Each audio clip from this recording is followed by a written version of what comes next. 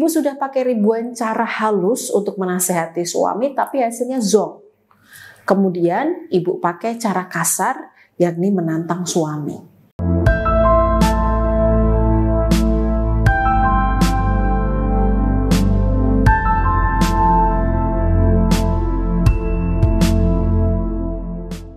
Suami ibu paling suka dengan tantangan.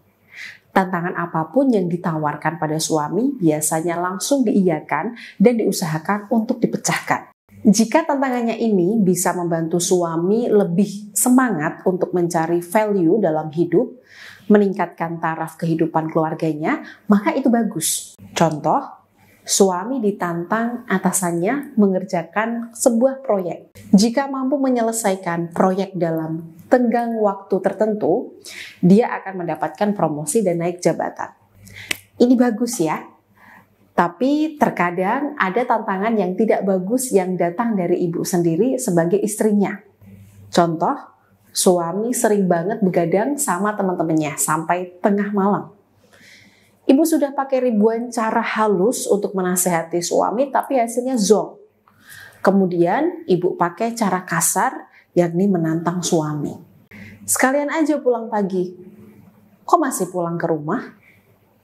Oh, masih ingat anak istri ternyata. Nah, ini namanya provokasi. Ini namanya ibu menantang suami. Kembali pada rumus pertama yang saya jelaskan tadi ya, bahwa suami menyukai tantangan. Jadi saat ibu menantang suami seperti itu, pasti dilaksanakan. Esok harinya, suami beneran tidak pulang. Atau tiap hari dia akan tetap pulang larut malam dan tidak menggubris pesan ibu.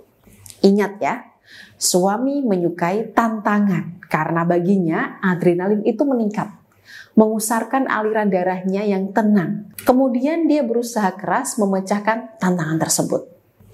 Lalu bagaimana caranya Mbak Maida untuk membuat suami mengikuti apa yang kita inginkan? Kita gunakan saja metode tantangan, tapi dengan bahasa yang lebih sopan. Misalnya, suami suka banget kalau dipijat.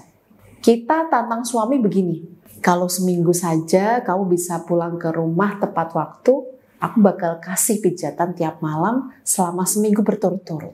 Ini kan tantangan, tapi sifatnya lebih positif dan ada imbalannya pula. Siapa yang tidak suka?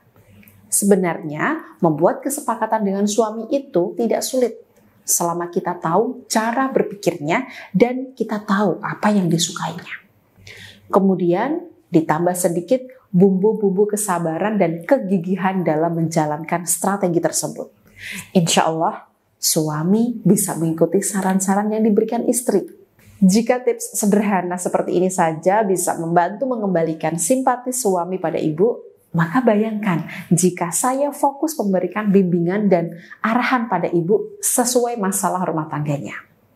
Insya Allah hasilnya bisa lebih efektif dan bermanfaat bagi keharmonisan rumah tangga ibu.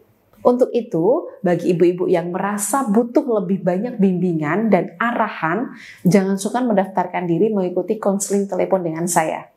Konsultasi di tempat saya bukan sekedar saya dengarkan seperti ibu yang biasanya curhat pada teman atau keluarganya.